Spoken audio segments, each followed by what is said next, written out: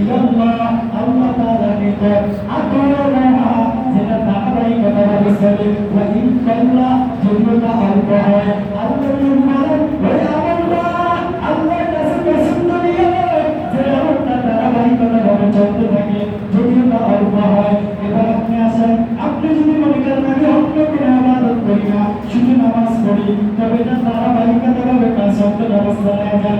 আপনি ভালো লাগলো শুক্রবার পড়লেন, ভালো লাগলো না শনিবার পড়লেন না, আজকে পড়লেন কালকে পড়লেন না, জুমা পড়লেন আসর পড়লেন না, পরের থেকে ধারাবাহিক হয়েছে। এটা ধারাবাহিকতা ভাবে হয় না। আপনি একটা আমল সব সময় চালিয়ে যান, এটাই আপনার ধারাবাহিকতা ভাবে হবে। যদিও তাওয়াক্কাল্লাহ আল্লাহ হয়, আপনার নবী বলেন আখলিস দীনাকা ইয়াকফিকা আমালুল কলিল।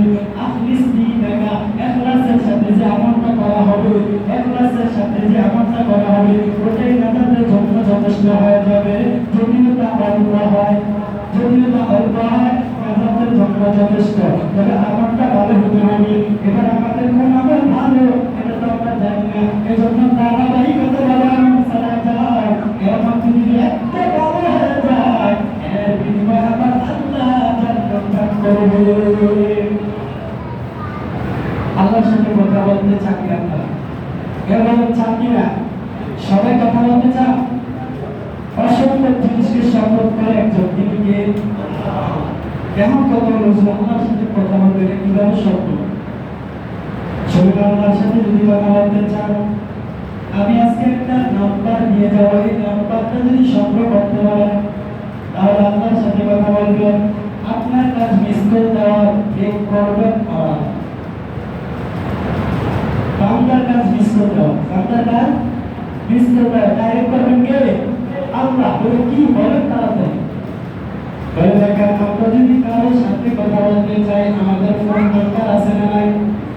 08016013015 এরকম একটা নাম্বার, 11টা তোমরা ঢোকাও, তারপরে কল দাও, বিদেশে কথা বলবা, কথা বলো, এখান থেকে বাসায় কথা বলবা, তোমরা ঢুকে কল দাও, রিসিভ হয়ে যাবে।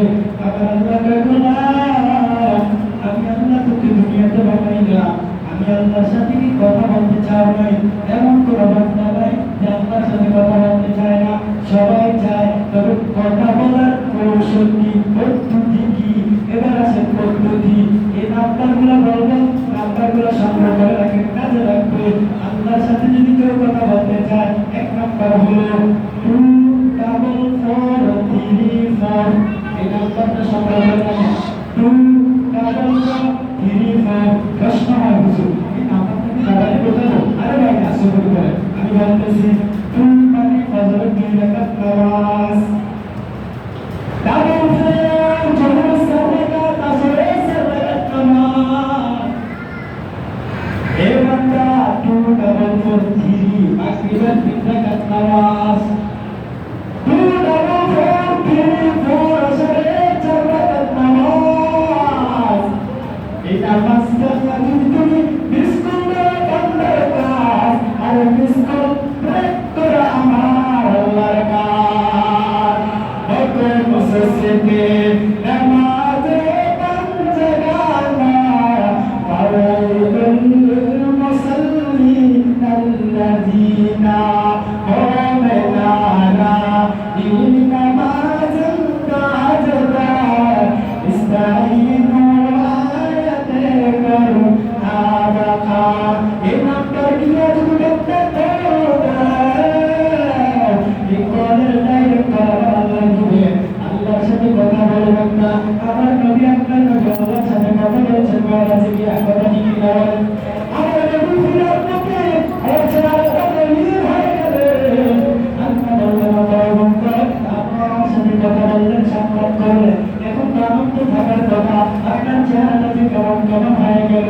আবার নবী দেখতে পেলাম আমি আপনার সাথে সাক্ষাৎ করলাম, দেখা করলাম, এটা যদি আমার উপরকে জানায় তারা আফসোস করবে, আরে আমাকে নবী আল্লাহর সাথে কথা বলছে, আমরা কেমন করে কথা বলবো? একটা আফসোস থাকবে কি থাকবে না?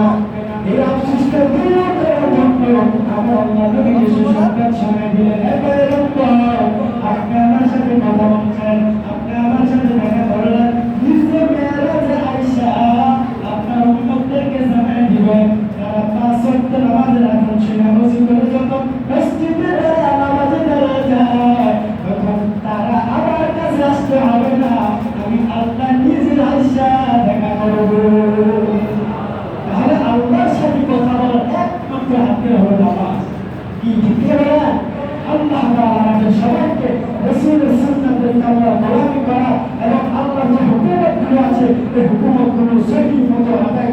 তৌফিক আল্লাহ দান করুন।